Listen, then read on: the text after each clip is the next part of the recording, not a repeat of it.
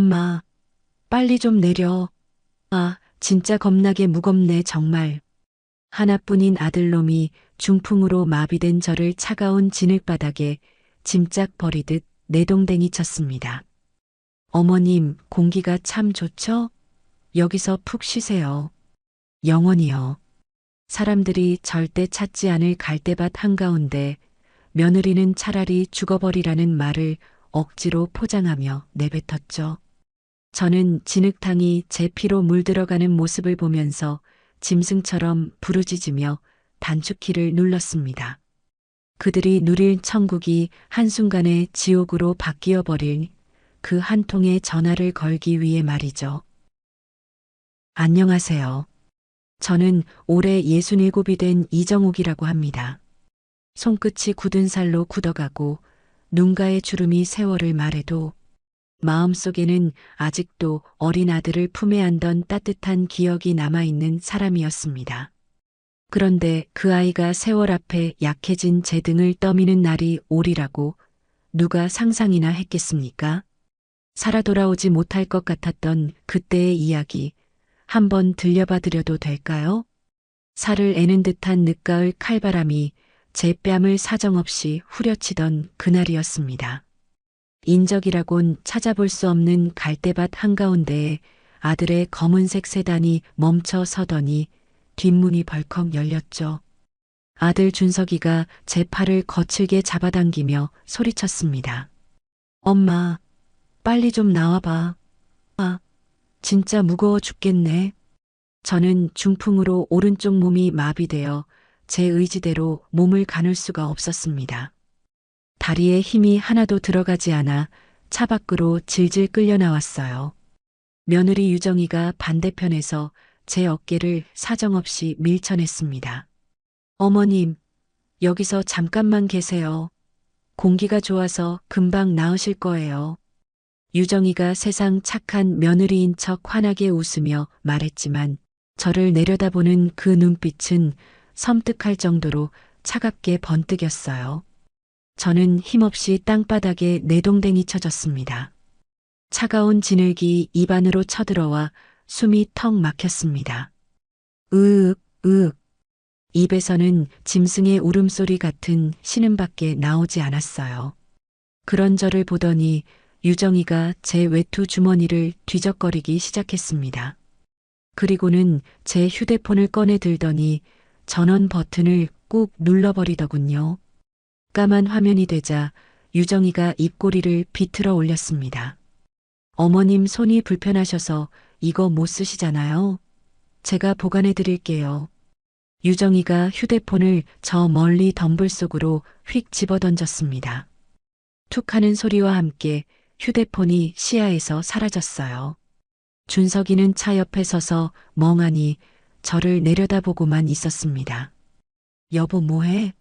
빨리 차 타. 비행기 시간 늦는단 말이야. 그런 준석이의 팔을 유정이가 거세게 잡아 끌었습니다. 준석이가 저를 한번 힐끔 돌아보더군요. 하지만 녀석은 이내 고개를 획 돌리고 운전석으로 올라타 버렸습니다. 쾅 하고 차 문 닫히는 소리가 제 가슴을 때렸습니다. 금세 우웅하고 엔진 소리가 요란하게 울려 퍼졌어요. 어느새 바퀴가 흙먼지를 잔뜩 일으키며 비정하게 굴러갔습니다. 저는 마비된 오른팔로 차가운 땅을 벅벅 긁었습니다. 준석아, 준석아, 가지 마라. 준석아. 목소리가 제대로 나오지 않아 바람 소리에 묻혀버렸습니다. 입만 뻥긋거릴 뿐 제 목소리는 닿지 않았어요. 차는 점점 멀어져 갔고 곧 누런 갈대 너머로 꼬리를 감췄습니다. 저는 온몸에 힘을 주어 성한 왼팔로 땅을 짚었습니다. 손톱이 진흙 속으로 깊이 파고들었어요. 한 뼘 그리고 또 한 뼘 필사적으로 기어갔습니다. 손끝이 찢어져 나가는 고통이 전해져 왔어요. 붉은 피가 손가락을 타고 진흙 위로 뚝뚝 흘러내렸습니다. 으아, 이 나쁜 놈들아. 어떻게 나한테 이래. 목이 터져라 소리를 질러보았지만 공허한 메아리만 돌아올 뿐이었죠. 마른 갈대들이 바람에 쓸려 바스락거리며 저를 비웃는 것만 같았어요. 저는 억척스럽게 덤불이 있는 쪽으로 몸을 끌고 갔습니다. 어떻게든 휴대폰을 찾아야만 했습니다. 온몸이 두들겨 맞은 듯 저리고 아팠지만 멈출 수가 없었어요. 가시 덤불 사이를 미친 사람처럼 뒤지기 시작했죠. 날카로운 가시가 손등을 찌르고 핥히었습니다. 그래도 저는 멈추지 않고 계속 더듬거렸어요. 얼마나 시간이 흘렀는지 가늠조차 되지 않았습니다. 손끝에 차갑고 딱딱한 무언가가 닿았습니다. 유정이가 던져버린 제 휴대폰이었습니다. 저는 덜덜 떨리는 손으로 휴대폰을 낚아채듯 집어들었습니다. 흙투성이가 된 손가락으로 전원 버튼을 꾹 눌렀어요. 환하게 화면이 켜지자 눈물이 왈칵 쏟아질 뻔했습니다. 시야가 흐릿해졌지만 이를 악물고 참았죠. 단축번호 1번 김 실장의 번호를 찾아 통화 버튼을 눌렀습니다. 뚜루루, 뚜루루 신호음이 제 심장 박동처럼 초조하게 울렸어요. 회장님, 어디십니까? 연락이 안 돼서 걱정했습니다. 김 실장의 다급한 목소리가 귓가에 들려왔습니다. 저는 떨리는 입술을 억지로 움직여 명령을 내렸어요. 김 실장, 지금 당장 그놈들 카드 전부 싹 다 정지시켜. 예. 회장님? 그게 무슨 말씀이십니까? 목소리가 왜 그러세요? 묻지 말고 시키는 대로 해. 공항 체크인 카운터 그놈들이 거기 서는 순간 단돈 10원 한 장도 못 쓰게 만들란 말이야. 알겠습니다. 즉시 처리하겠습니다. 김 실장이 군말 없이 대답했습니다. 저는 휴대폰을 생명줄처럼 꽉 쥔 채 고개를 툭 떨궜어요. 차가운 흙바닥이 뜨거운 뺨에 닿았습니다. 그 시각 준석이와 유정이는 공항으로 가는 고속도로를 신나게 달리고 있었겠죠. 유정이가 조수석에서 발까지 동동 구르며 깔깔거렸습니다. 아싸 여보, 드디어 자유다. 우리 파리 가면 에펠탑 보이는 식당부터 갈까? 아니면 쇼핑부터 할까?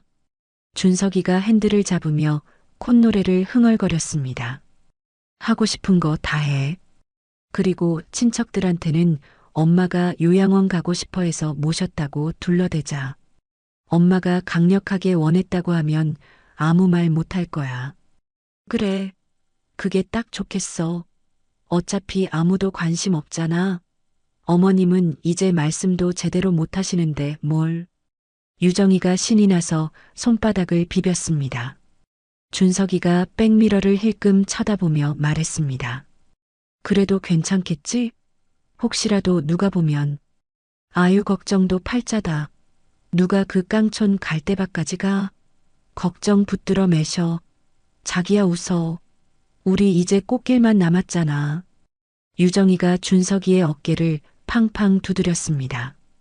어느새 공항에 도착한 두 사람은 콧노래를 부르며 짐을 내렸습니다. 두 사람은 집채만 한 캐리어를 끌고 위풍당당하게 체크인 카운터로 향했어요. 반갑습니다, 손님. 여권 보여주시겠어요? 준석이가 거만하게 여권 2권을 척 내밀었습니다. 직원이 컴퓨터 자판을 두드리더니 고개를 갸우뚱하며 표정이 굳어졌어요. 손님 죄송한데요.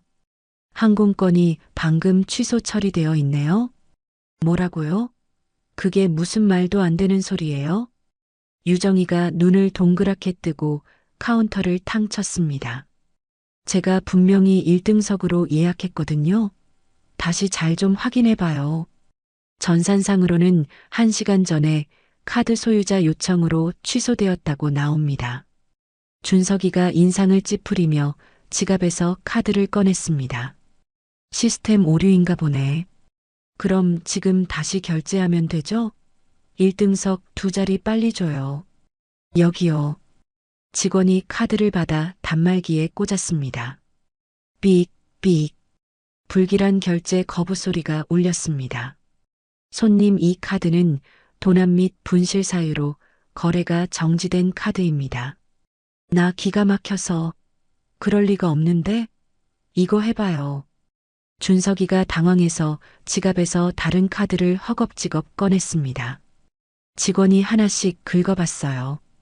삑, 삑.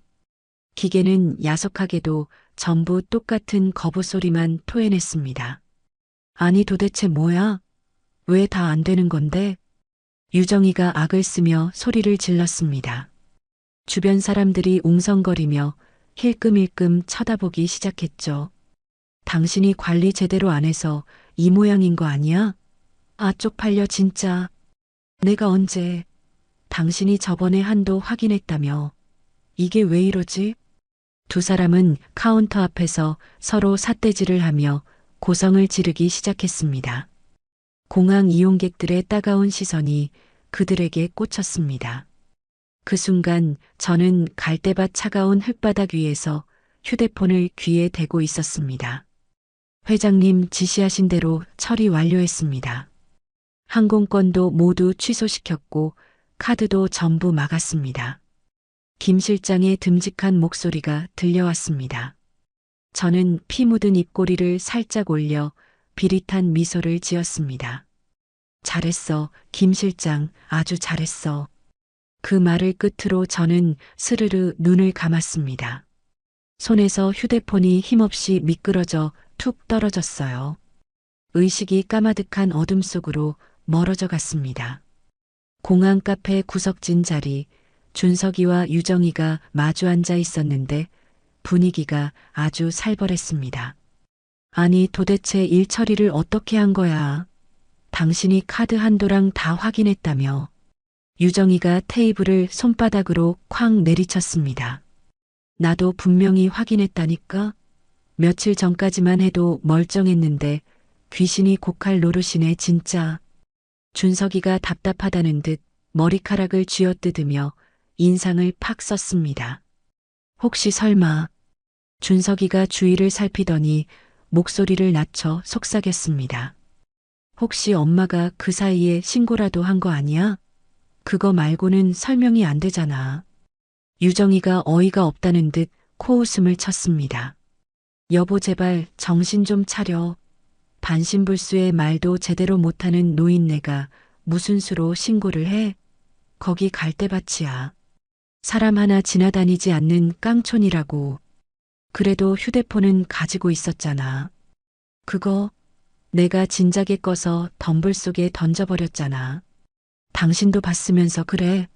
배터리도 다 됐을 텐데 무슨 걱정이야. 유정이가 신경질적으로 식은 커피를 벌컥벌컥 들이켰습니다. 그때 제복을 입은 공항 경찰 2명이 카페 안으로 저벅저벅 걸어 들어왔습니다. 경찰들의 시선이 정확히 준석이 내외를 향했죠. 실례합니다. 혹시 강준석 씨 맞으십니까? 준석이가 깜짝 놀라 고개를 번쩍 들었습니다. 네, 제가 강준석인데요. 무슨 일이시죠? 저희 공항 경찰대입니다. 실종 신고된 이정옥 씨의 마지막 동선과 차량 번호 조회 결과가 일치해서 확인차 왔습니다. 경찰이 수첩을 탁 펼치며 물었습니다. 서로 가서 조사 좀 받으셔야겠습니다. 임의 동행 부탁드립니다. 그 말을 듣자마자 유정이가 의자를 박차고 벌떡 일어섰습니다. 아니 지금 무슨 말씀하시는 거예요? 치매기가 있으셔서 저희가 좋은 요양원에 모시고 오는 길인데 무슨 실종이에요?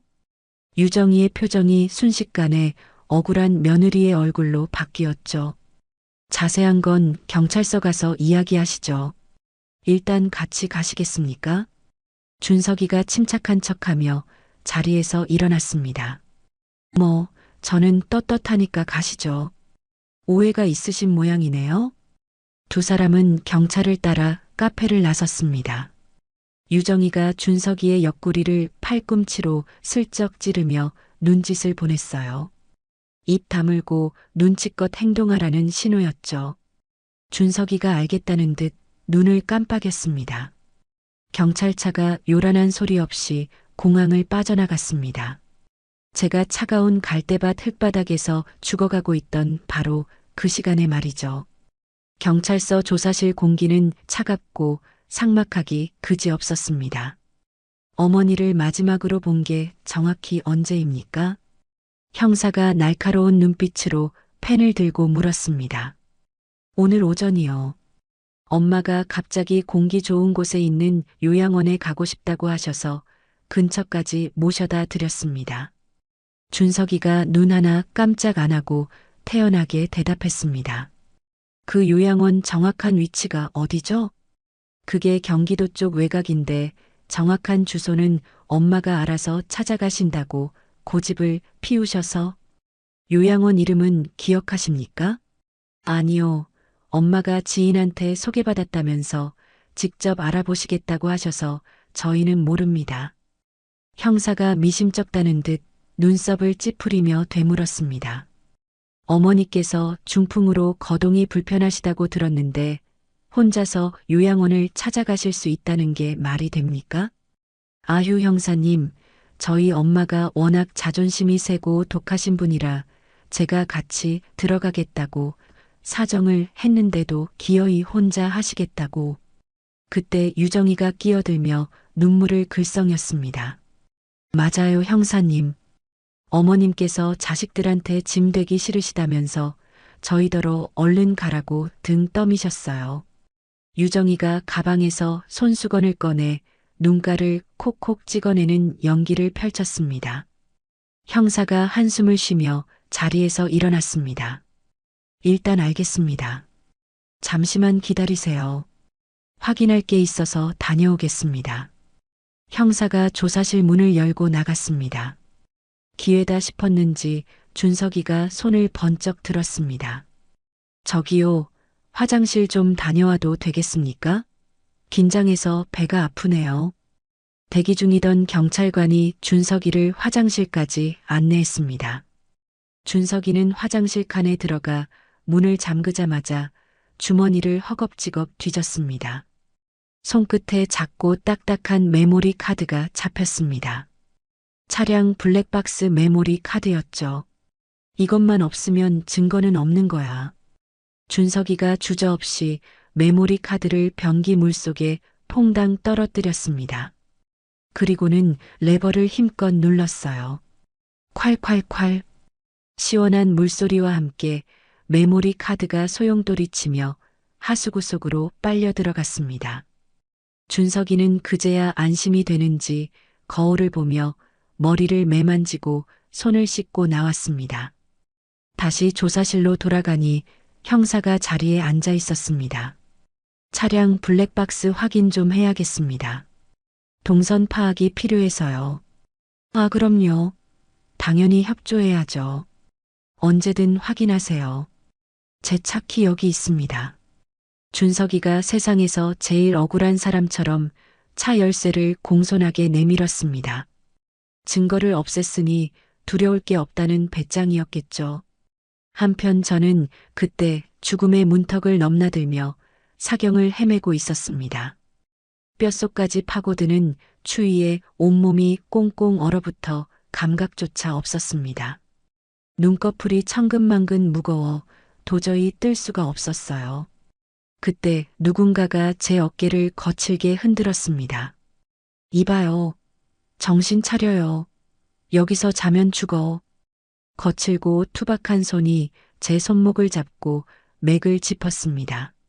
누군가가 끙하는 소리와 함께 저를 번쩍 들어 올렸습니다. 70대쯤 되어 보이는 할머니였습니다. 그 할머니는 저를 쌀가마니처럼 업고 억센 갈대밭을 헤쳐나갔습니다. 조금만 버텨요 할망구. 오두막이 코앞이니까 정신줄 놓으면 안 돼요. 할머니의 다급한 목소리가 아득하게 멀리서 들려왔습니다. 오두막 문이 삐걱거리며 열리고 장씨가 저를 따뜻한 아랫목에 뉘었습니다. 두꺼운 솜니불과 담요를 겹겹이 덮어주었죠. 어이쿠 큰일 날 뻔했네. 체온이 시체처럼 차가워. 할머니가 아궁이에 장작을 더 넣고 부채질을 했습니다. 곧 훈훈하고 따뜻한 기운이 방 안가득 채워졌습니다.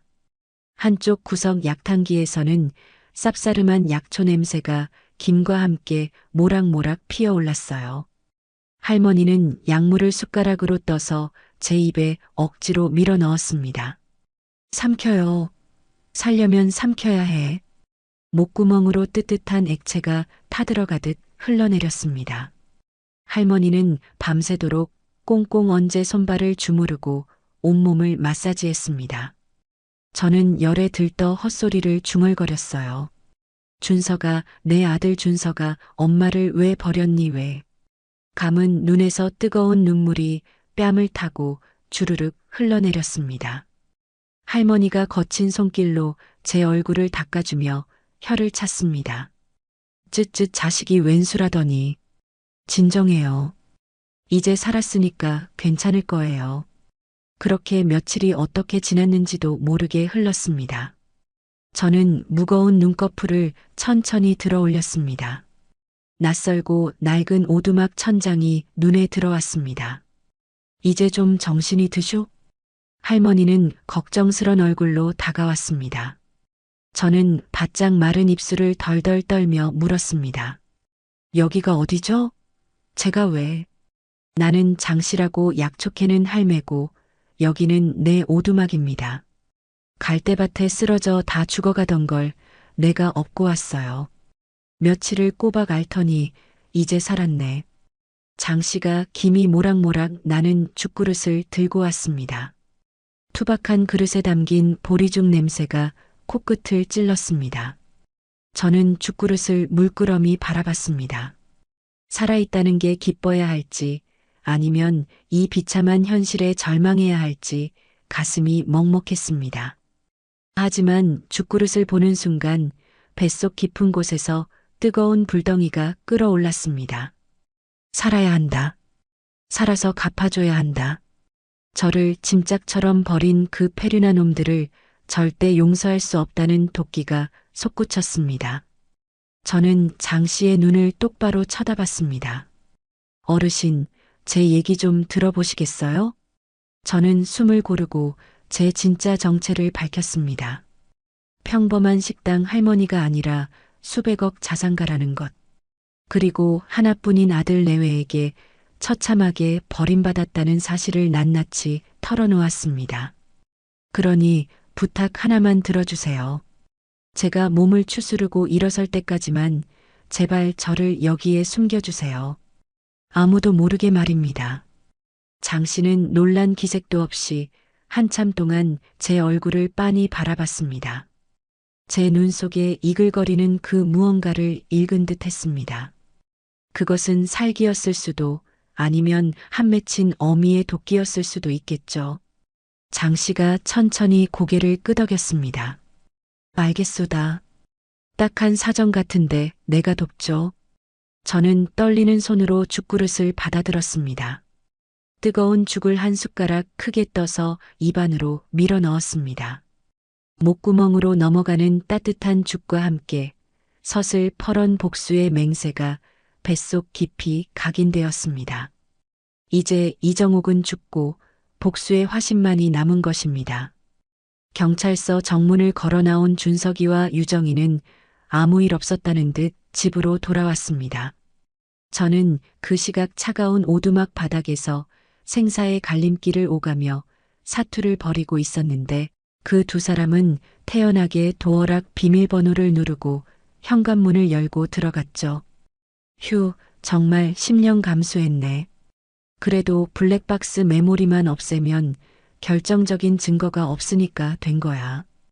유정이가 거실 소파에 핸드백을 집어던지며 털썩 주저앉았습니다. 그래도 좀 찜찜한데?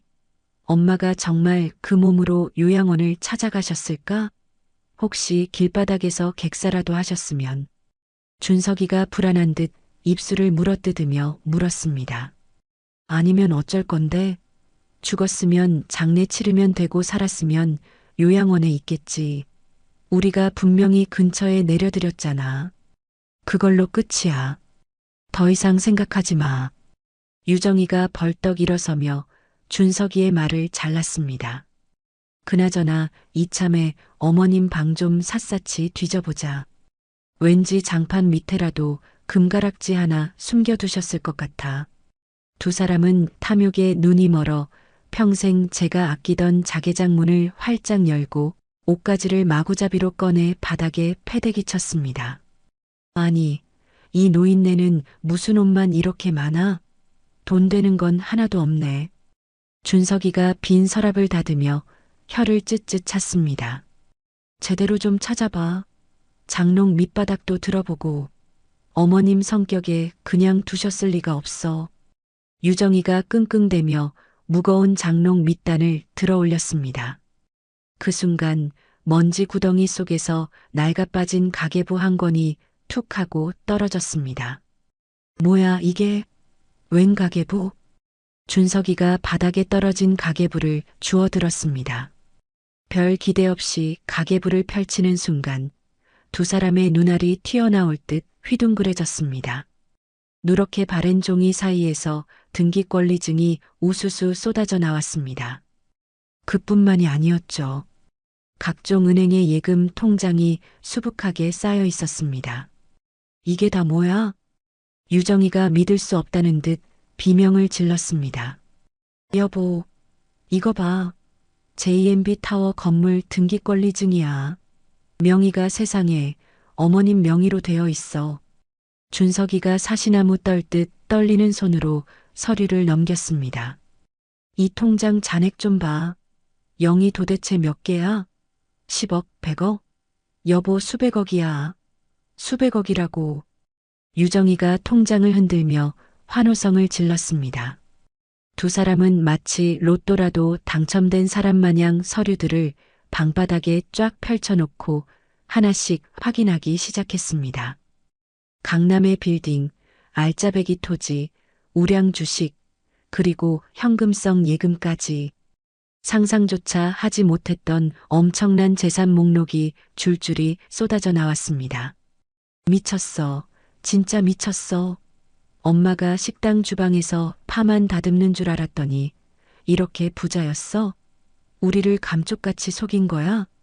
준석이가 믿기지 않는다는 듯 머리를 감싸쥐었습니다. 여보, 당장 이거 팔자. 건물부터 싹 다 팔아치워서 현금으로 만드는 거야. 그럼 우리 평생 놀고 먹을 수 있어. 유정이가 등기권리증을 가슴에 품고 탐욕스럽게 외쳤습니다. 안 돼, 진정해. 명의자가 엄마잖아. 엄마 인감도장이 있어야 팔 수 있다고. 본인 확인도 해야 하고. 그럼 어떡해? 이 눈앞에 떡을 두고 굶어 죽어. 방 안을 서성거리며 머리를 굴리던 유정이의 눈이 순간 뱀처럼 번뜩였습니다. 있어. 방법이 있어. 뭔데? 무슨 방법? 어머님은 지금 실종 상태잖아. 우리가 브로커 써서 치매 진단서 위조하고 어머님 인감증명서도 대리 발급받아서 새로 만들면 돼. 그럼 우리가 성년후견인 자격으로 건물이고 땅이고 다 팔 수 있어. 그게 가능해? 그러다 걸리면. 걱정 마. 요즘 세상에 돈만 주면 안 되는 게 어디 있어? 브로커 통하면 감쪽같이 다 해줘.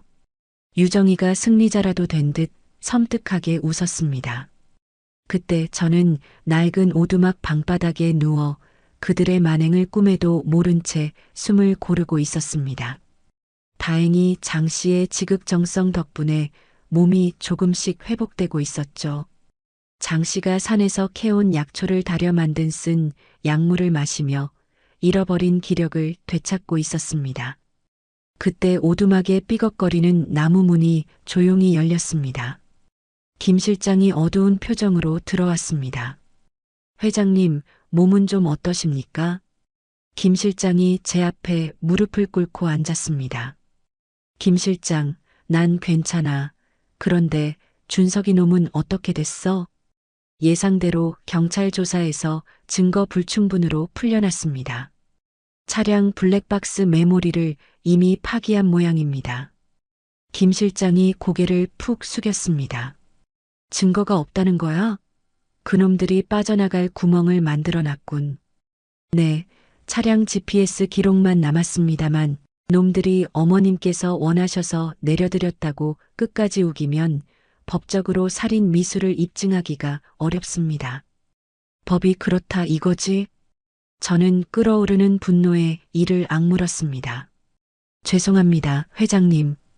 제가 좀 더 일찍 손을 썼어야 했는데. 아니야, 괜찮아. 증거가 부족하면 놈들이 스스로 제 발등을 찢게 만들면 돼. 죄를 짓게 만들어서 현장을 덮쳐야지. 저는 힘겨운 몸을 일으켜 세우며 눈을 빛냈습니다. 분명 내가 죽은 줄 알고 내 재산을 노릴 거야. 건물을 팔려고 내놓는 그 순간을 노려야 해. 알겠습니다. 철저하게 준비하겠습니다. 김 실장이 결연한 표정으로 자리에서 일어섰습니다. 김 실장, 가기 전에 한 가지 더. 말씀하십시오, 회장님. 재활 치료 도구 좀 구해줘. 튼튼한 지팡이하고 보행 보조기. 회장님, 아직 회복하시려면 멀었는데 무리하시면. 아니야. 내 두 다리로 보란 듯이 서야 복수할 수 있어. 휠체어 타고 가서 그놈들 비웃음을 살 순 없지.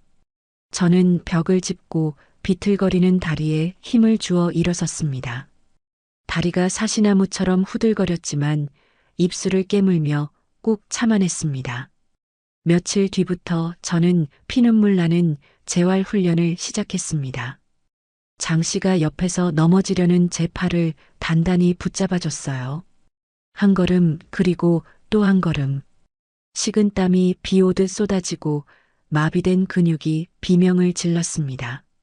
마치 뼈가 으스러지고 살이 찢어지는 것 같은 고통이었죠. 할 수 있어요.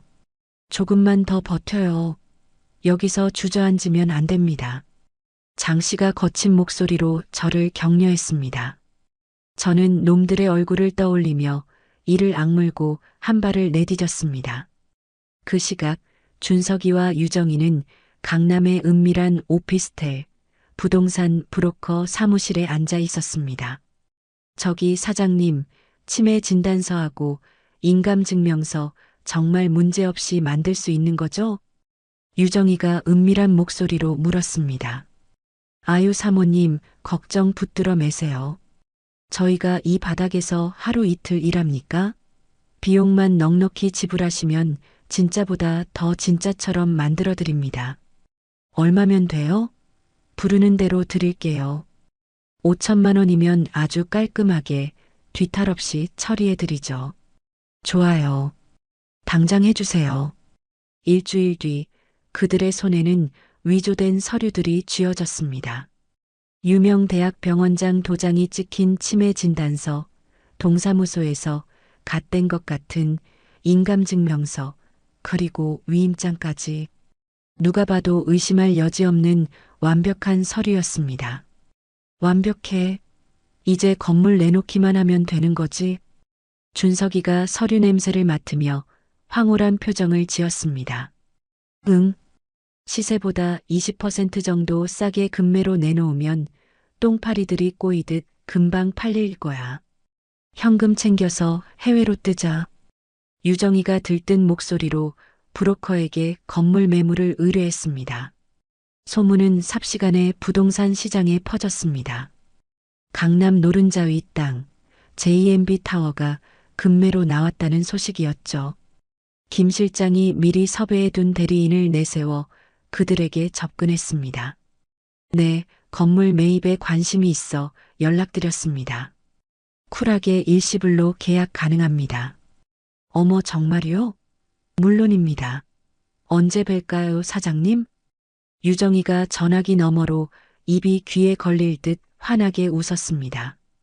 다음 주 월요일 오전 10시 어떠십니까? JMB 타워 회장실에서 뵙죠.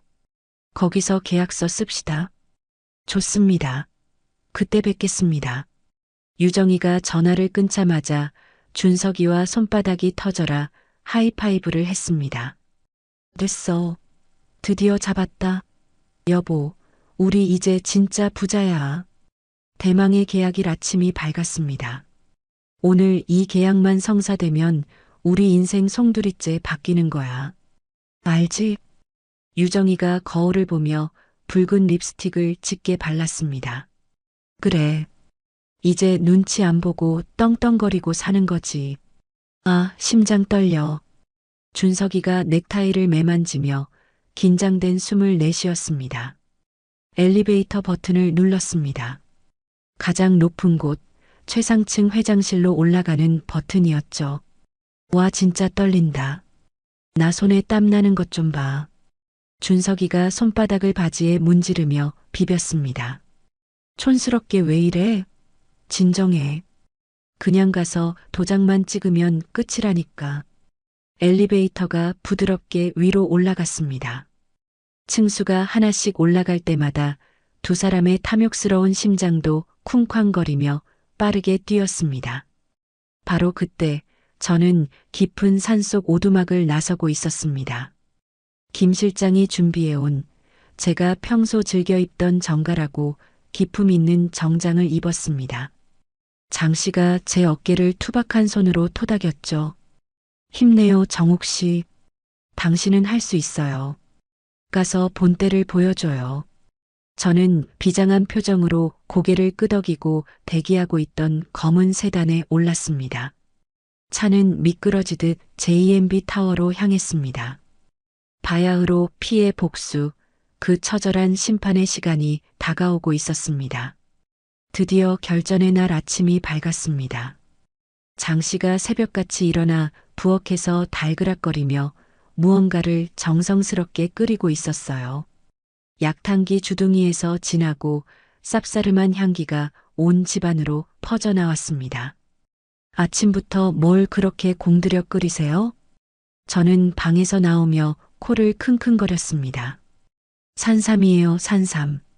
내가 저번 달에 벼랑 끝에서 직접 캔 건데 아주 귀한 놈이죠. 장 씨가 뜨거운 김을 후후 불며 약탕기 뚜껑을 열었습니다. 진한 붉은빛을 띤 액체가 보글보글 끓어오르고 있었어요. 오늘 일생일대 큰일을 앞두고 있잖아요. 이거 마시고 호랑이 기운 좀 내야지, 안 그래요? 장 씨가 산삼 달인 물을 큼지막한 사발에 가득 따랐습니다. 하얀 김이 모락모락 피어오르며 구수한 흙내음을 풍겼어요. 고맙습니다. 정말 고마워요. 저는 두 손으로 조심스럽게 사발을 받아들었습니다. 뜨거운 산삼물을 후후 불어 한 모금 꿀꺽 마셨어요.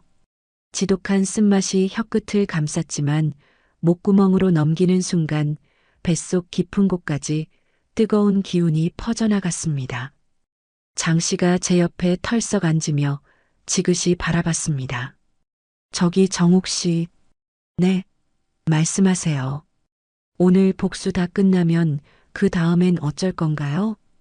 장 씨가 진지한 눈빛으로 물었습니다. 글쎄요, 거기까진 미처 생각해 본 적이 없네요. 복수에만 매달리고 살면 결국 남는 건 껍데기뿐이에요. 이제부터는 진짜 정욱 씨의 인생을 살아야죠. 꽃구경도 가고 만난 것도 먹으러 다니면서. 장 씨가 거친 손으로 제 손을 덥석 잡았습니다. 나무 껍질처럼 투박하고 거친 손이었지만 그 온기만큼은 아랫목처럼 따뜻했습니다. 어르신. 갑자기 눈시울이 뜨거워지며 코끝이 찡해졌습니다. 평생 내 편이라고는 아들 녀석 하나밖에 없는 줄 알고 살았습니다. 그런데 믿었던 그 아들놈은 저를 헌신짝처럼 버렸죠. 하지만 피 한 방울 섞이지 않은 이 사람은 저를 진짜 가족보다 더 살뜰히 챙겨주었습니다. 고마워요. 살려주신 은혜. 정말로 잊지 않을게요. 저는 장 씨의 거친 손을 꽉 움켜쥐었습니다. 에이, 뭘 그런 걸 가지고 그래요. 당연한 거지. 장 씨가 쑥스러운 듯 사람 좋은 미소를 지으며 환하게 웃었습니다. 오두막 문이 열리고 김 실장이 검은색 정장 가방을 들고 들어왔습니다. 회장님, 지시하신 대로 준비했습니다. 김 실장이 가방을 열자 윤기가 흐르는 최고급 정장이 모습을 드러냈습니다. 날이 선 검은색 재킷과 바지, 그리고 빳빳하게 다려진 흰 셔츠까지. 저는 떨리는 손을 진정시키며 정장을 하나씩 갖춰 입었습니다. 장 씨가 다가와 재킷깃을 맵시 있게 바로 잡아주었습니다. 디아, 정말 멋지네요. 딴 사람 같아요. 장 씨가 흐뭇한 미소를 지었습니다. 다시 거울 앞에 섰습니다. 거울 속에는 더 이상 갈대밭 진흙 구덩이에 버려진 병든 노인이 없었습니다. 서슬 퍼런 카리스마를 내뿜는 냉철한 사업가가 서 있었죠. 회장님, 시간 됐습니다. 출발하시죠. 김 실장이 비장하게 말했습니다. 저는 굳게 담은 입술로 고개를 끄덕이고 오두막 문을 활짝 열었습니다. 장 씨가 문 앞까지 따라 나와 배웅했습니다. 몸 조심하고 잘 다녀와요. 응원할게요. 네, 일 잘 마무리하고 꼭 다시 올게요. 저는 장 씨를 뒤돌아보며 손을 흔들었습니다. 장 씨가 오두막 앞에 서서 차가 보이지 않을 때까지 저를 바라보고 있었어요. 저는 차에 올라타 JMB 타워로 향했습니다. 그 시각 준석이와 유정이는 JMB 타워 회장실로 향하는 복도를 걷고 있었습니다. 아, 이상하네. 왜 이렇게 심장이 떨리지? 나 미치겠네. 아유, 촌스럽게 뭐가 떨려. 그냥 들어가서 도장 쾅 찍으면 끝이라니까. 유정이가 준석이의 팔을 찰싹 때리며 잡았습니다. 그래도 뭔가 기분이 이상해. 쎄한 느낌이 든다고. 당신 원래 소심하잖아. 쫄지 말고 진정해. 어깨 펴. 유정이가 콧노래를 부르며 핸드백을 열었다 닫았다 했습니다. 우리 이거 계약하고 돈 들어오면 바로 명품관부터 가자. 나 봐둔 가방이랑 구두 싹 다 살 거야. 너는 지금 이 상황에 쇼핑 생각이 나냐? 벌써부터? 당연하지. 부자가 되는데 돈을 안 쓰면 뭐하러 부자해? 인생 즐겨야지. 유정이가 킥킥거리며 탐욕스러운 미소를 지었습니다. 반갑습니다. 저는 매수자 측 비서입니다. 매수자분께서 안에서 기다리고 계십니다. 김 실장이 정중하게 허리를 숙여 인사했습니다. 거물은 거물인가 보네. 유정이가 거만하게 머리카락을 쓸어 올렸습니다. 그럼 바로 들어가도 되죠? 시간이 금인데. 물론입니다. 문 열어드리겠습니다. 김 실장이 회장실 문 손잡이를 잡고 천천히 돌렸습니다. 끼익 하는 소리와 함께 육중한 문이 열렸습니다. 준석이와 유정이는 입이 귀에 걸릴 듯 환한 미소를 지으며 회장실 안으로 발을 들였습니다. 그저 계약서에 도장만 찍으면 수백억이 제 손에 들어온다는 생각에 눈이 멀어 있었죠. 통유리창 앞에 등을 돌린 거대한 회장님 의자가 놓여 있었어요. 의자가 창문 쪽을 향하고 있어 앉은 사람의 뒷모습조차 보이지 않았습니다. 안녕하세요, 회장님. 유정이가 세상 상냥한 목소리로 밝게 인사했습니다. 그 순간 의자가 아주 천천히 돌아가기 시작했습니다. 끼익. 의자 회전축 돌아가는 소리가 들리고 서서히 의자 위에 앉은 사람의 모습이 드러났습니다. 바로 저였습니다. 저는 얼음장같이 차갑고 서늘한 눈빛으로 그 두 사람을 내려다봤습니다. 엄마가 왜? 준석이가 귀신이라도 본 듯 사시나무 떨듯 떨며 뒷걸음질 쳤습니다. 이럴 수가. 말도 안 돼. 유정이가 사색이 되어 입을 틀어막고 뒷걸음질 쳤습니다. 저는 천천히 의자에서 일어나 지팡이를 짚고 그들 앞으로 걸어갔습니다. 그리고 탁자 위에 놓인 서류 뭉치를 거칠게 집어들었습니다. 이게 뭐냐? 위조된 인감증명서를 그들 눈앞에 펼쳐 보였습니다. 치매 진단서? 내가 치매라고? 멀쩡한 어미를 치매 환자로 만들어? 저는 치매 진단서를 구겨서 그들 얼굴에 획 집어 던졌습니다. 종이 뭉치가 바닥에 힘없이 펄럭이며 떨어졌습니다. 내 돈은 그렇게 탐나면서 나라는 인간은 쓰레기처럼 갈대밭에 내다 버렸냐? 이 짐승만도 못한 것들아. 제 목소리가 회장실 벽을 때리고 울렸습니다. 엄마 그게 아니라 제 말 좀. 준석이가 덜덜 떨리는 목소리로 변명을 하려 했습니다. 입 닥쳐. 저는 탁자를 손바닥으로 쾅 내리쳤습니다. 날카로운 파열음이 회장실에 울려 퍼졌습니다. 저는 김 실장에게 눈짓을 보냈습니다. 김 실장이 대기하고 있던 노트북을 열었습니다. 대형 스크린에 지도가 선명하게 떴습니다. 이게 뭔지 아냐? 니놈들이 타고 다닌 차량 GPS 기록이다. 빨간 선이 집에서 출발해 갈대밭 깊숙한 곳까지 이어져 있었습니다. 그건 유정이가 파랗게 질린 입술을 바들바들 떨었습니다. 놀라긴 이르다. 더 있어. 김 실장이 곧이어 음성 파일을 재생했습니다. 스피커에서 지직거리는 소리와 함께 익숙한 목소리가 흘러나왔습니다. 엄마, 이리 나와. 빨리. 아우, 왜 이렇게 무거워? 준석이의 짜증 섞인 목소리였습니다. 어머님, 여기서 잠깐만 계세요. 금방 올게요. 유정이의 가식적인 목소리도 또렷하게 들렸습니다. 준석아, 빨리 차 타. 비행기 시간 놓치겠어. 이것도 방해되겠네. 툭 하고 휴대폰 던지는 소리까지 소름 끼치게 선명하게 녹음되어 있었습니다. 준석이와 유정이의 얼굴이 핏기 하나 없이 창백하게 변했습니다. 이건 오해예요. 조작된 거예요. 유정이가 마지막 발악을 하듯 꽥 소리쳤습니다. 저는 벌레를 보듯 그들을 차갑게 물끄러미 내려다봤습니다. 오해? 조작? 그래, 어디 법정 가서도 그 소리가 통하나 보자. 이제 진짜 끝을 볼 시간이었습니다. 눈앞의 현실을 파악한 준석이가 바닥을 벅벅 기며 제 발밑으로 다가왔습니다. 사시나무 떨듯 덜덜 떨리는 손으로 제 바짓가랑이를 부여잡고 매달리더군요. 엄마, 저 준석이에요. 얼마나 보고 싶었는지 알아요? 정말이에요, 엄마. 준석이가 눈물 콧물을 쏟으며 울먹이는 목소리로 애원했습니다. 저희가 엄마 없어지신 줄 알고 얼마나 찾아다녔는지 몰라요. 엄마가 어디 계신지 몰라서 잠도 못 잤다고요. 저는 가증스러운 그 손길을 거칠게 뿌리쳤습니다. 거짓말 그만해. 내 귀로 똑똑히 들었는데 어디서 수작이야?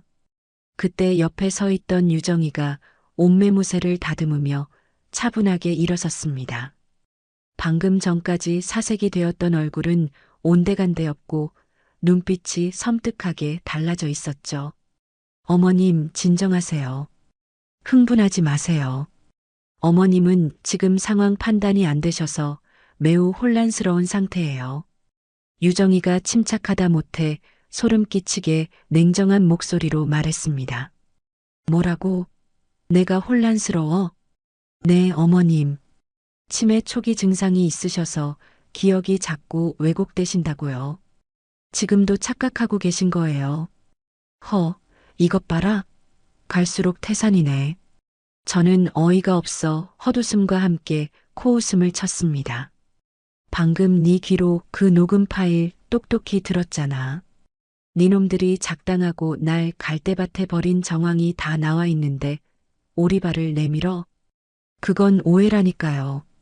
어머님이 갑자기 차에서 내려서 길을 잃으셨고 저희가 찾으러 가면서 나눈 대화였어요. 유정이가 눈 하나 깜짝 안 하고 뻔뻔하게 대꾸했습니다. 녹음 들어보세요. 어머님, 여기서 잠깐만 계세요. 금방 올게요. 이 말이 어머님을 버린 게 아니라 찾으러 간다는 뜻이잖아요. 안 그래요, 여보? 말도 안 되는 소리 작작해. 벼룩도 낯짝이 있지. 증거가 뭐가 있어요? 고작 그 음성 파일 하나뿐이잖아요. 그건 해석하기 나름이에요. 법정에 가서도 그렇게 말할 거고요. 유정이가 팔짱까지 끼며 당당하게 턱을 치켜들었습니다. 저는 그 뻔뻔하고도 가소로운 모습을 보며 기가 막혀 말문이 막힐 지경이었습니다. 인간의 탈을 쓰고 어쩜 저렇게 뻔뻔할 수 있을까요? 그래, 정말 그렇게 생각해? 법정에서도 그 혓바닥이 통할까?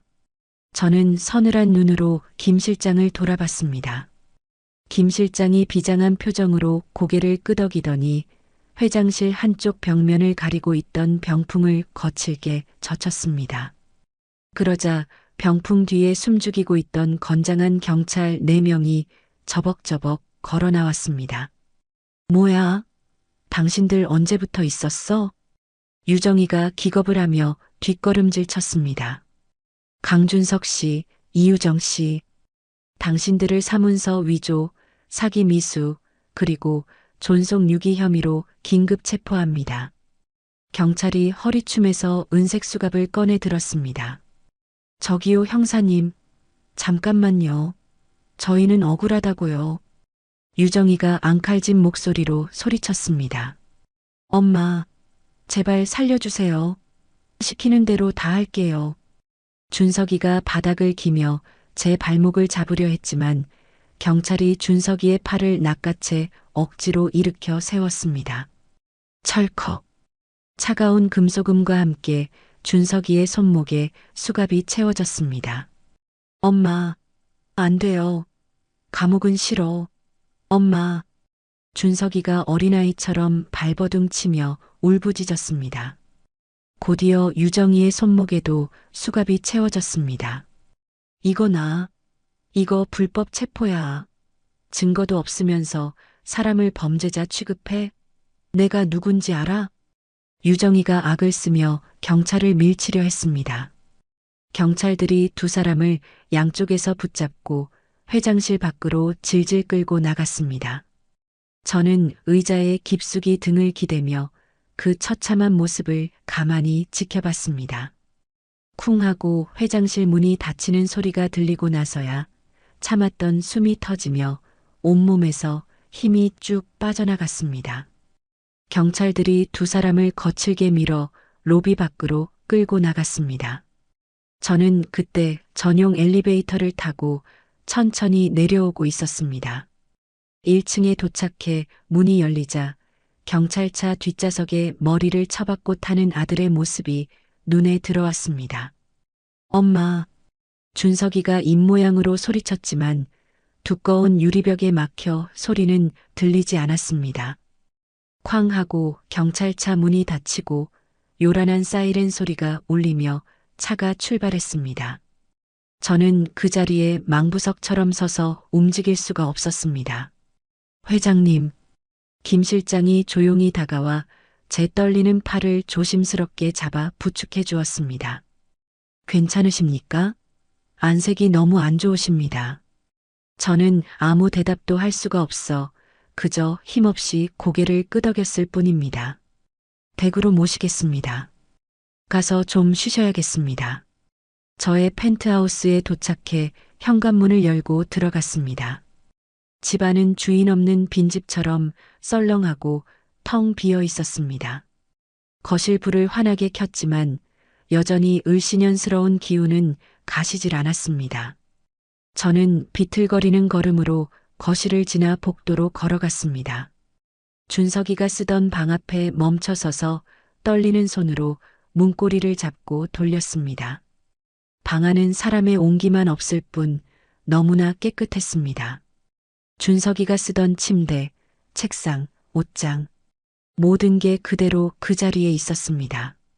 책상 위에 낡은 액자 하나가 놓여 있더군요. 저는 홀린 듯 다가가 액자를 집어들었습니다.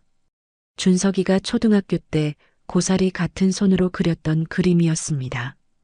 커다란 빨간 하트 안에 엄마와 아들이 손을 꼭 잡고 웃고 있었습니다.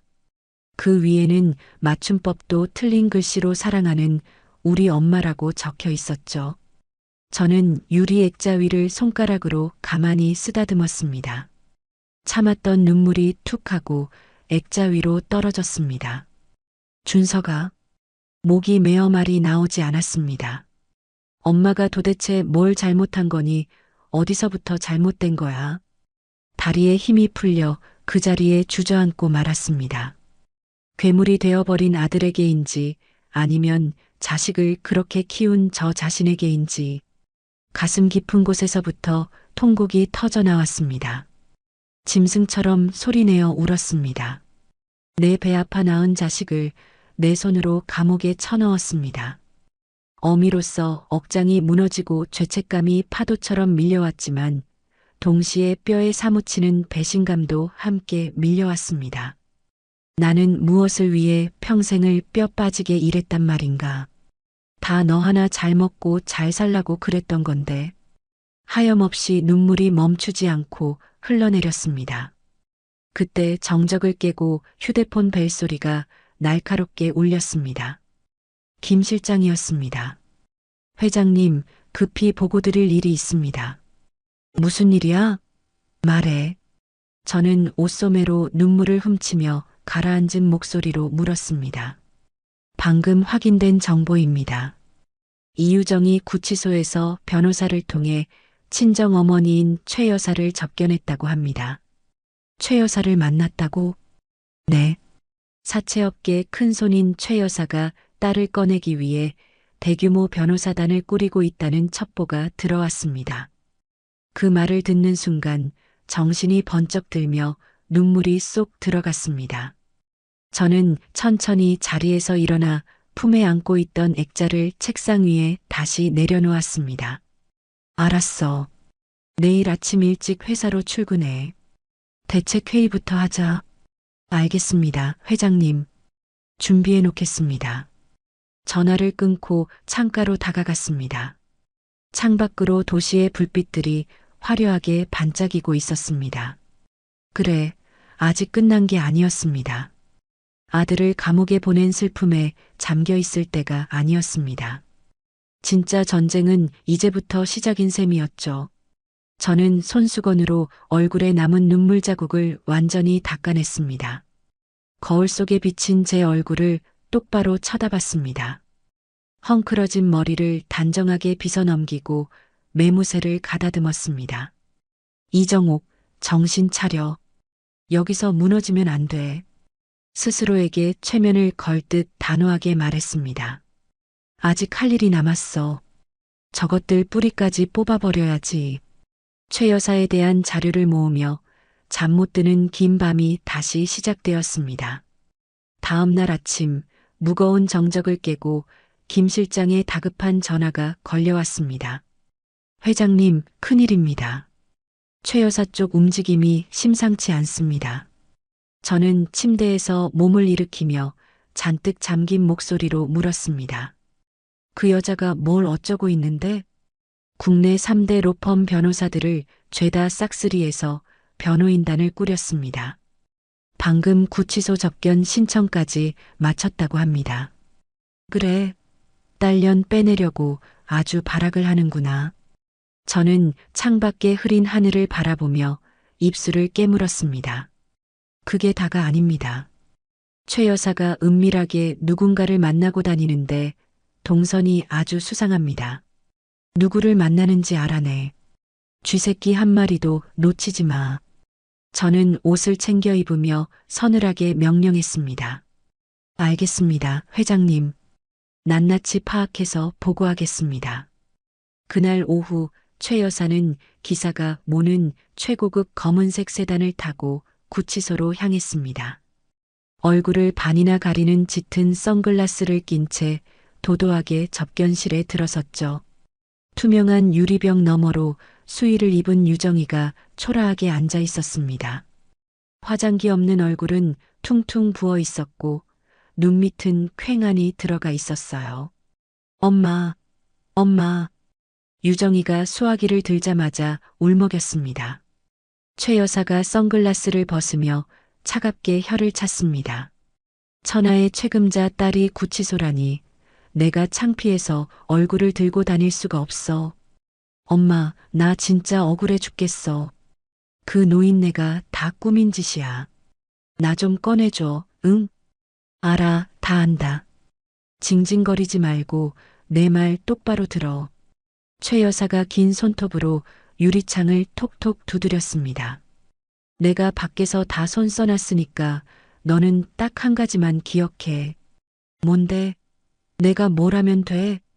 무조건 시어머니가 치매라고 우겨. 알았니? 죽어도 그 말만 해. 최 여사의 눈빛이 뱀처럼 번뜩였습니다. 시어머니가 노망이 들어서 정신이 오락가락한다고, 그래서 죄 없는 며느리를 신고한 거라고 거품 물고 주장하란 말이야. 하지만 엄마, 시어머니 지금 멀쩡하잖아. 병원 기록도 깨끗하고. 그게 무슨 상관이야? 기록이야 다시 만들면 그만인 것을. 최 여사가 입꼬리를 비틀어 올리며 비릿하게 웃었습니다. 엄마가 다 생각이 있어. 병원장 쪽에 줄을 대놨으니까 진단서는 걱정 마. 진짜? 정말이지 엄마. 유정이의 죽어가던 눈에 탐욕스러운 생기가 돌았습니다. 걱정 붙들어 매. 엄마가 누구니? 내 딸 감방에서 썩게 둘 것 같아? 보란 듯이 나오게 해줄게. 최 여사가 수화기를 탁 내려놓고 자리에서 일어났습니다. 구치소를 빠져나온 최 여사는 곧장 시내의 한 종합병원으로 향했습니다. 병원장실 문을 거칠게 두드리지도 않고 능숙하게 열고 들어갔죠. 어머, 원장님. 오랜만이에요. 아이고, 최 여사님 오셨습니까? 기다리고 있었습니다. 병원장이 자리에서 벌떡 일어나 깍듯이 맞이했습니다. 최 여사는 소파 상석에 다리를 꼬고 앉아 가방에서 두툼한 서류 봉투를 꺼냈습니다. 부탁하신 건 가져왔습니다. 최 여사가 봉투를 탁자 위로 쓱 밀었습니다. 혈관성 치매 초기. 아주 오래전부터 꾸준히 진료받아온 걸로요. 약 처방 기록도 좀 넣으시고요. 병원장이 당황하여 봉투를 열어보다가 눈이 휘둥그레졌습니다. 봉투 안에는 서류가 아닌 현금 다발이 가득 차 있었거든요. 이건 원장님, 아드님이 이번에 미국 유학 간다면서요? 학비에 보태 쓰세요.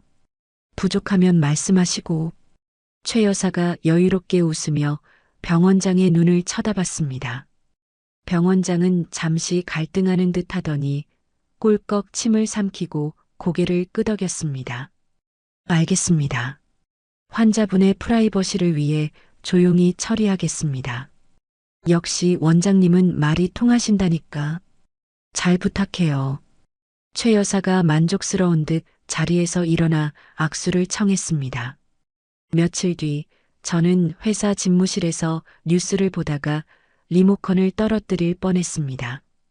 TV 화면에 빨간색 자막으로 자극적인 헤드라인이 떴습니다. 단독 수백억 자산가 시어머니, 치매 증상 숨기고 며느리 무고의 구속 파문. 앵커가 심각한 표정으로 뉴스를 전했습니다. JMB 타워 이정옥 회장이 자신의 치매 사실을 숨기고 며느리를 허위 신고해 구속시킨 정황이 드러나 충격을 주고 있습니다. 곧이어 화면이 바뀌고 모자이크 처리된 누군가의 인터뷰 영상이 나왔습니다. 제가 이정옥 씨 옆집에 오래 살았는데요. 그 할머니 평소에도 좀 이상했어요. 중년 여자가 목소리를 변조한 채 떠들고 있었습니다. 멀쩡한 며느리한테 도둑년이라고 소리 지르고 며느리가 불쌍해서 못 볼 지경이었다니까요. 저는 떨리는 손으로 책상을 내리쳤습니다. 거짓말. 저게 무슨 소리야. 난 저런 적 없어. 하지만 야속한 화면은 계속 이어졌습니다. 또 다른 남자가 나와 인터뷰를 했습니다. 제가 봤습니다. 이 회장이 지팡이로 며느리를 개 패듯이 패는걸요. 며느리가 효부라서 맞고만 있더라고요. 아니야. 다 조작이야. 저것들 다 누구야. 제가 고래고래 소리를 질러도 텔레비전 속 거짓말들은 멈추지 않았습니다. 앵커가 다시 나타나 마무리 멘트를 날렸습니다. 의료계 전문가들은 이정옥 회장의 행동이 전형적인 치매 망상 증상일 가능성이 높다고 지적했습니다. 저는 덜덜 떨리는 손으로 TV 전원을 꺼버렸습니다. 숨이 턱턱 막혀오고 눈앞이 캄캄해졌습니다. 그때 김 실장이 사색이 되어 뛰어들어왔습니다. 회장님, 지금 회사 정문 앞에 시위대가 몰려들고 있습니다. 뭐라고? 제가 창가로 다가가 블라인드를 걷어보니 건물 앞이 사람들로 새까맣게 뒤덮여 있었습니다. 그들은 험악한 문구가 적힌 피켓을 들고 있었습니다. 치매 노인 물러가라. 악덕 시어머니 이정옥을 구속하라. 확성기에서 흘러나오는 구호 소리가 유리창을 뚫고 들어왔습니다. 검찰 쪽에서도 연락이 왔습니다. 여론이 너무 안 좋아서 재수사를 검토하겠답니다. 김 실장이 고개를 떨구며 보고했습니다. 재수사? 내 진술을 못 믿겠다는 거야? 회장님의 치매 의혹 때문에 진술의 신빙성에 문제가 제기되었습니다. 상황이 아주 안 좋습니다. 저는 다리에 힘이 풀려 의자에 주저앉았습니다. 머리가 윙윙거리고 속이 뒤집어질 것만 같았습니다. 진실이 거짓에 덮이고 피해자가 가해자로 둔갑하는 세상이 원망스러웠습니다. 며칠 뒤 지옥 같은 심정으로 맞이한 첫 공판일이었습니다. 저는 검은색 정장을 차려입고 비장한 마음으로 차에 올랐습니다. 회장님, 마음 단단히 드십시오. 밖이 소란스럽습니다. 김 실장이 걱정스러운 눈빛으로 말했습니다. 괜찮아. 내가 죄 지은 것도 아닌데 피할 이유 없어. 가자. 차가 법원 정문에 도착하자마자 엄청난 인파가 개미떼처럼 몰려들었습니다. 경호원들이 힘겹게 차 문을 열었고 제가 천천히 발을 내디뎠습니다. 퍽! 무언가가 제 얼굴 바로 옆차 유리창에 부딪혀 터졌습니다. 비릿한 냄새가 코를 찔렀습니다. 날달걀이었습니다. 이 마녀 같은 노인네야. 며느리 내놔. 노망났으면 곱게 늙을 것이지 어디서 행패야. 사람들이 욕설을 퍼부으며 달려들었습니다. 하얀 밀가루 가루가 눈처럼 날아와 제 검은 옷을 더럽혔습니다. 경호원들이 저를 에워싸고 인파를 밀쳐냈지만 성난 군중의 기세는 무서웠습니다. 저는 지팡이를 생명줄처럼 꽉 쥐고 한 걸음씩 내디뎠습니다. 다리가 후들거리고 현기증이 나서 쓰러질 것만 같았지만 이를 악물고 버텼습니다. 겨우 법원 입구 계단에 도착했을 때 누군가가 제 앞을 딱 가로막았습니다. 화려한 모피 코트를 입은 최 여사였습니다. 어머, 이게 누구야? 이정옥 회장님 아니세요? 몰골이 말이 아니시네. 최 여사가 저를 위아래로 훑어보며 조소했습니다. 비켜요. 내 갈 길 막지 말고. 저는 떨리는 목소리를 감추며 차갑게 쏘아붙였습니다. 왜 이러세요, 사돈끼리. 내 얘기 좀 듣고 가세요. 최 여사가 한 걸음 바짝 다가와 귓가에 속삭였습니다. 지금이라도 안 늦었어요. 탄원서 써주시고 재산 우리 유정이 앞으로 다 넘기세요. 뭐라고? 당신 지금 제정신이야?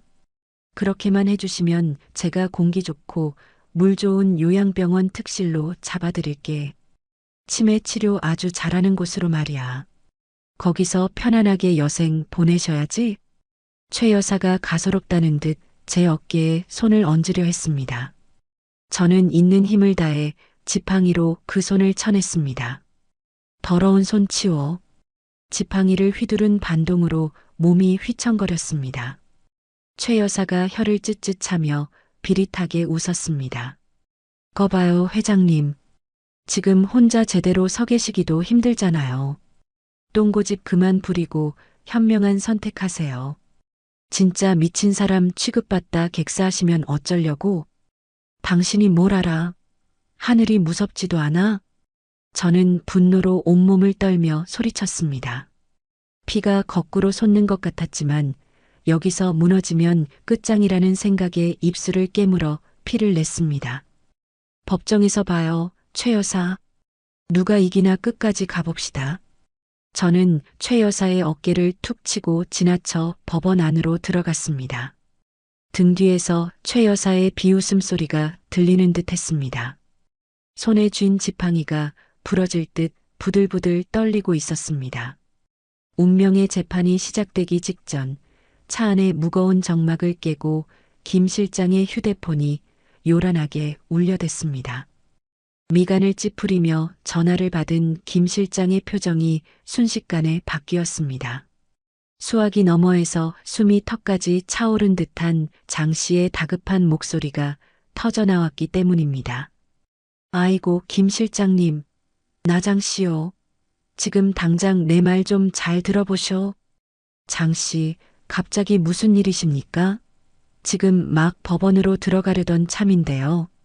글쎄, 그 갈대밭에 CCTV가 있었다지 뭡니까? 내가 방금 구청 다니는 조카 녀석한테 들었어요. 네, 그게 무슨 말씀이십니까? 거긴 허허벌판이라 아무것도 없다고 확인했잖습니까? 김 실장이 놀라 자세를 고쳐 앉으며 소리쳤습니다. 아, 글쎄, 구청에서 야생동물 관찰한다고 풀숲에 몰래 설치해둔 위장 카메라가 있답니다. 멧돼지 잡으려고 달아났다는데 거길 딱 비추고 있다지 뭐요. 정말입니까? 확실한 정보입니까? 확실하다마다요. 근데 그게 녹화 용량이 적어서 며칠 지나면 자동으로 지워진답니다. 빨리 가서 확인해봐요. 삭제되기 전에. 알겠습니다. 지금 당장 가겠습니다. 정말 감사합니다. 전화를 끊자마자 김 실장은 저를 돌아보며 흥분된 목소리로 외쳤습니다. 회장님, 하늘이 도왔습니다. 희망이 생겼습니다. 뭐가? 도대체 무슨 일이야? 갈대밭에 구청에서 설치한 야생동물 관찰용 CCTV가 있답니다. 놈들의 만행이 찍혀 있을지도 모릅니다.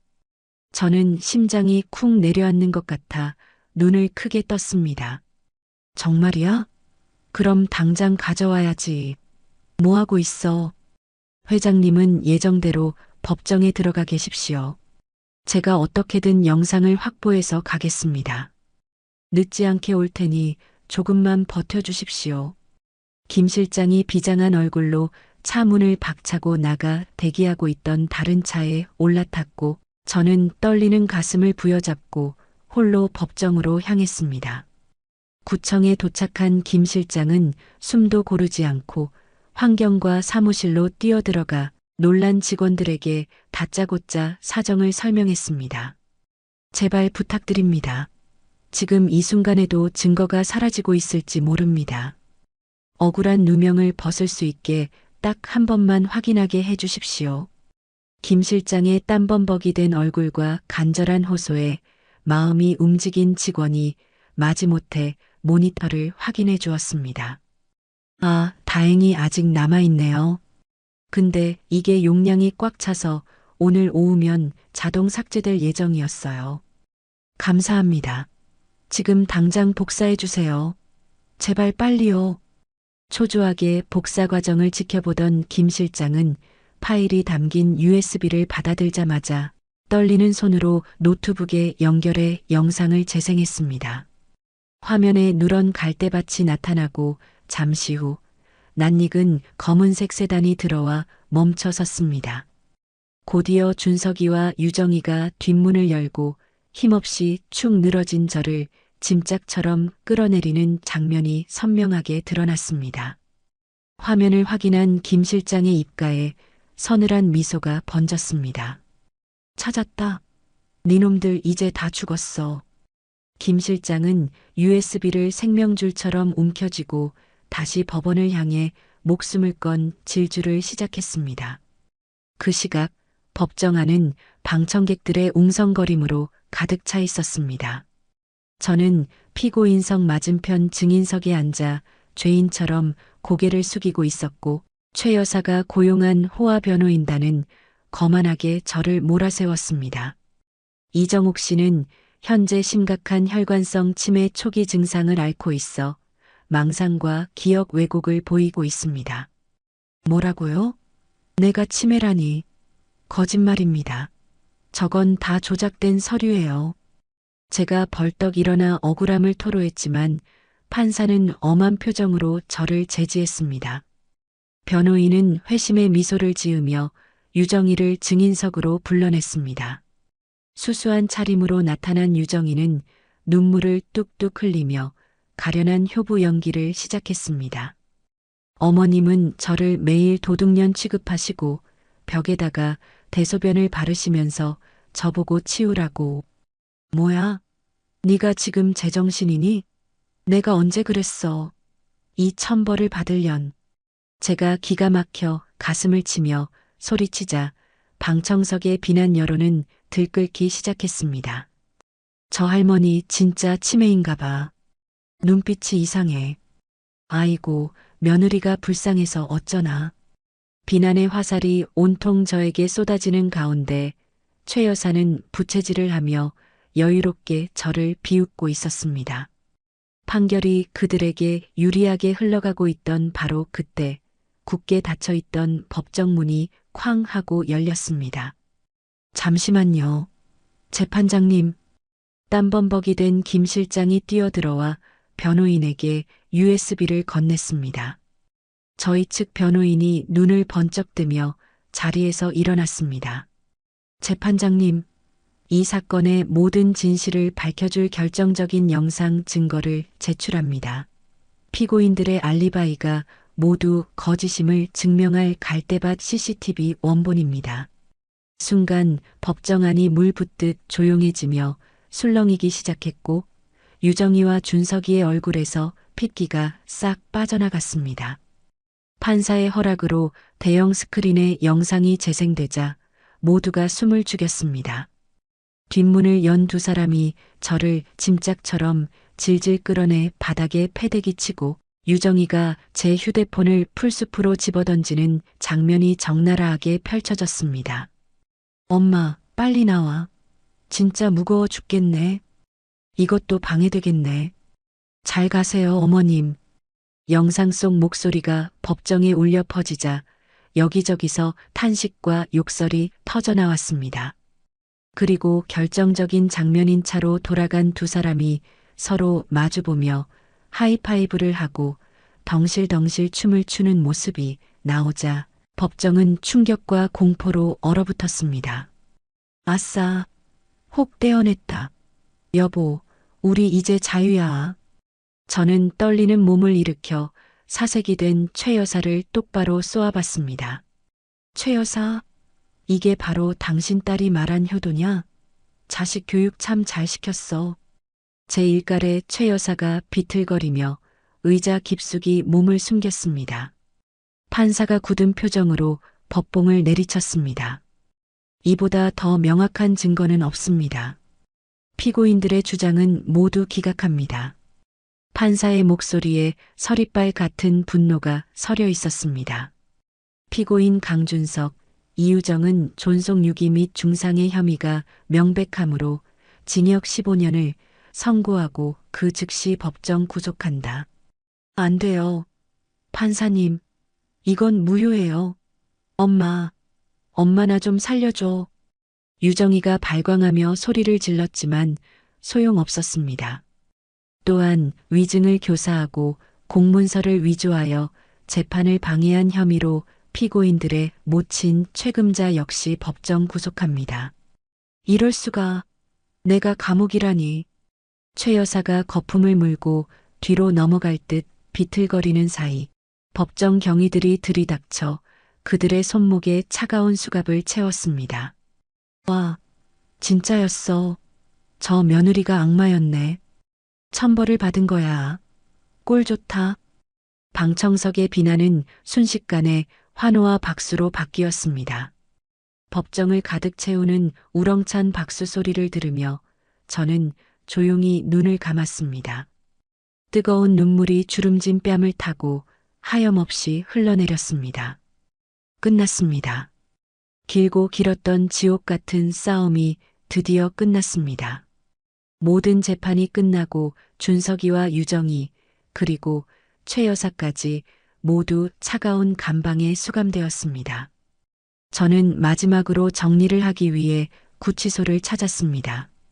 면회실 투명한 유리병 너머로 준석이가 앉아 있었는데 칙칙한 수의를 입은 아들의 모습이 그토록 낯설 수가 없더군요. 제가 수화기를 들자 준석이도 급하게 수화기를 귀에 가져다 댔습니다. 엄마. 준석이가 퀭한 눈으로 저를 부르며 입을 열었습니다. 응. 저는 건조하고 짧게 대답했습니다. 엄마, 나 진짜 억울해. 내가 엄마를 얼마나 사랑하는데 이러기야. 준석이가 유리에 이마를 쿵쿵 찌으며 울먹였습니다. 그만해. 듣기 역겨우니까. 저는 얼음장처럼 차갑게 말을 잘랐습니다. 아니, 솔직히 엄마가 돈이 그렇게 많은 줄 내가 어떻게 알았어? 진짜 몰랐단 말이야. 준석이가 억울하다는 듯 닭똥 같은 눈물을 뚝뚝 흘리며 소리쳤습니다. 알았으면 내가 엄마를 업고 다녔지. 진짜로 효도했을 거야. 엄마한테 세상에서 제일 잘할 수 있었다고. 저는 기가 막혀서 헛웃음이 터져 나왔습니다. 이 자식은 감옥에 들어와서까지도 반성은커녕 돈 타령만 하고 있었으니까요. 그게 자식이 어미한테 할 소리냐? 돈이 있어야 효도해. 엄마, 나 이 좁은 방에서 못 살아. 제발 빨리 좀 꺼내줘. 응? 엄마 돈 많잖아. 변호사 사서 나 좀 빼줘. 준석이가 유리창을 쾅쾅 두드리며 애원했습니다. 저는 수화기를 쥔 손에 힘을 주었습니다. 손끝이 파르르 떨렸지만 그것은 분노도 슬픔도 아닌 그저 깊은 허무함 때문이었습니다. 준석아. 응, 엄마. 말만 해. 나 나갈 수 있는 거지? 넌 언제까지 그 모양으로 살 거냐? 뭐가? 내가 뭘 어쨌다고 그래? 내 아들 강준석은 그날 차가운 갈대밭에서 죽었어. 저는 한 글자 한 글자 못을 박듯 천천히 말했습니다. 엄마, 그게 무슨 소리야? 내가 여기 살아있는데. 네가 병든 어미를 버리고 돌아선 그 순간 넌 이미 내 아들이 아니야. 넌 그저 괴물일 뿐이야. 준석이의 얼굴이 순식간에 굳어버렸습니다. 엄마, 그런 말이 어디 있어. 잘 살아라. 이제 다시는 보는 일 없을 거다. 저는 미련 없이 수화기를 내려놓았습니다. 엄마, 엄마, 가지 마. 나 좀 꺼내주고 가. 준석이가 미친 듯이 유리를 두드리며 절규했습니다. 하지만 저는 뒤도 돌아보지 않고 면회실을 걸어 나왔습니다. 등 뒤에서 준석이의 처절한 울부짖음이 들려왔지만 제 발걸음은 멈추지 않았습니다. 밖에서 기다리던 김 실장이 저를 맞이했습니다. 회장님, 괜찮으십니까? 가자, 김 실장. 이제 다 끝났어. 저는 앞만 보고 걸어갔습니다. 그날 이후 저는 중대한 결정을 내렸습니다.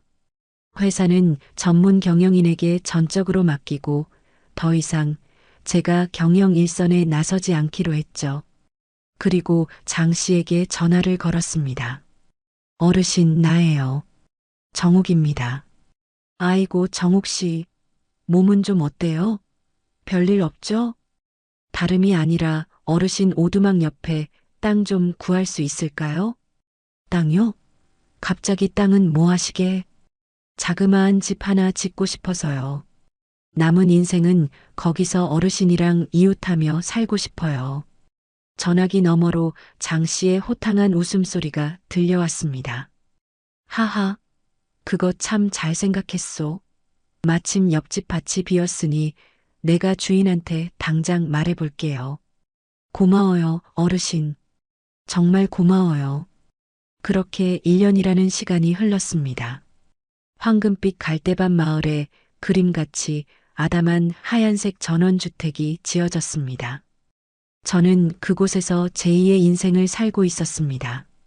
따스한 아침 햇살이 방 안 깊숙이 들어와 저를 깨웠습니다. 창문을 활짝 여니 도시에서는 맡을 수 없던 시원하고 맑은 바람이 불어왔죠. 저는 편안한 몸빼 바지를 입고 마당으로 나갔습니다. 텃밭에는 벌써 장씨가 나와 부지런히 잡초를 뽑고 있었습니다. 아이고, 정옥 씨. 오늘도 일찍 일어났네요. 어르신도 부지런하시네요. 저는 웃으며 텃밭으로 걸어갔습니다. 싱싱한 상추가 파릇파릇하게 자라나 있었습니다. 오늘 상추가 아주 실하네요. 좀 뜯을까요? 그래요. 저녁에 삼겹살 구워서 쌈 싸 먹읍시다. 장 씨와 나란히 쭈그리고 앉아 상추를 땄습니다. 흙 묻은 손으로 상추를 바구니에 담으며 우리는 소소한 이야기를 나눴습니다. 정옥 씨, 얼굴이 아주 좋아 보여요. 10년은 젊어진 것 같소. 장 씨가 흙 묻은 손으로 땀을 닦으며 웃었습니다. 그래요? 마음이 편하니 얼굴도 피나 봐요. 저도 마주보고 환하게 웃었습니다. 오후 늦게 김 실장이 서울에서 내려왔습니다.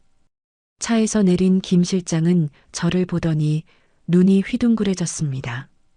회장님, 정말 몰라보게 달라지셨습니다. 건강해 보이십니다. 그래, 공기가 좋아서 그런가 봐. 들어와요, 김 실장, 밥 먹고 가. 저는 김 실장을 집 안으로 안내해 거실 테이블에 정성스럽게 음식을 차렸습니다. 투박하지만 제가 직접 농사지은 재료로 만든 건강한 밥상이었습니다. 식기 전에 얼른 들어요. 감사합니다. 잘 먹겠습니다. 김 실장이 감격스런 표정으로 숟가락을 들었습니다. 회장님, 회사 보고 간단히 드리겠습니다.